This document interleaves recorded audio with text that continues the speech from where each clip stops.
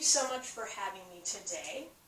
I want to share with you what our approach to solving this problem that you brought us on to look at is. So we're going to be looking at what methodologies and approaches we use to not only solving the problem, but how we make decisions around that problem. So let's get started. Now, our understanding is that your gastroenterology clinic is operating at a loss of $700,000 in your operating budget. Now, some of the perceived factors that are attributing to this deficit, the things that you've shared with me, are it sounds like your physicians are having some preferences in their scheduling that are not allowing patients to have as easy access to get in to see them, which is attributing to your unused appointment slots at the end of the day. The other challenge we hear about are the backlog for patient procedures. So it's not only that patients aren't able to get seen in the clinic for an appointment, but they're also having challenges getting in to actually have a procedure done by their gastroenterologist.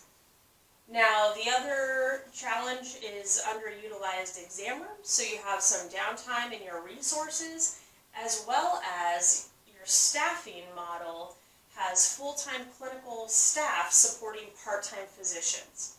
So with all these perceived factors that could be attributing to your budget deficit, what we're going to do for you is we're going to use some best practices in our industry that I'll share with you right now and how we're going to solve this problem and the decisions we're going to make around it. So what the first step for us that we need to do is in Monroe's Creative Problem Solving in a Fast-Paced Guidance-Rich Environment article, he sums it up really well because it's really about, in order for us to solve our problem, we need to invest the time to understand the problem. We don't want to go in and solve for something and then have that pop back up and we didn't necessarily fully understand the problem in order to solve it in its entirety. And that's really what we're looking at today. So one of the approaches that we're going to use in order to do that, that will help us make decisions around this problem, is a root cause analysis. Now, there's a MedSurg nursing article called Root Cause Analysis that we base some of our approach on, and that's really looking at the systematic process to identify what the problem is. And not just what the problem is, but what the actual underlying cause and the source of it. So we're going to be looking at what's happening, how is it happening, why is it happening, and how can we prevent it. And also, once we're able to really understand the source of the problem and what's really going on, we will be able to, the other approach that we can do is map the causal relationships between not just what's going on in the clinic, but also looking at your external stakeholders, what those relationships are, and how all the key variables of what the flow in your clinic is for scheduling, for staffing, what the flow is in its backlog, and how the processes that have been in place are being impacted over time. So we'll be looking at mapping all of that and really getting to the source of the problem. And we have taken that approach from the 5 Routes to More Innovative Problem Solving, which is a great article. If you want to read that, we recommend that. And then the way that we make decisions is in line with how we solve problems. So we use the rational model of decision making, and this can be found by Uzu Wayne, an article by Uzu Wayne in ResearchGate.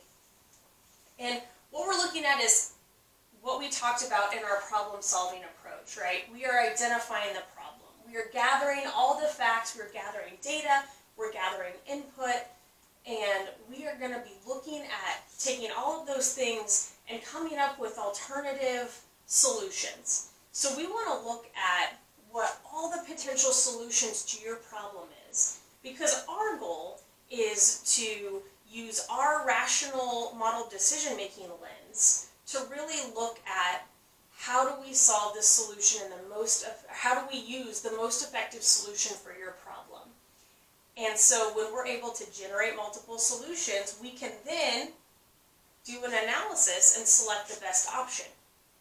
Now we don't just start there, we don't just stop there, because once we've selected the best option, we want to implement it.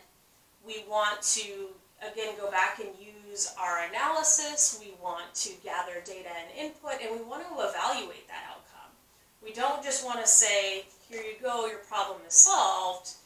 In our decision-making model, we really look at, was this the right outcome? And so part of the rational decision-making model brings about some flexibility and open-mindedness. So we'll be doing some evaluation and making sure that we've served you in the best way possible.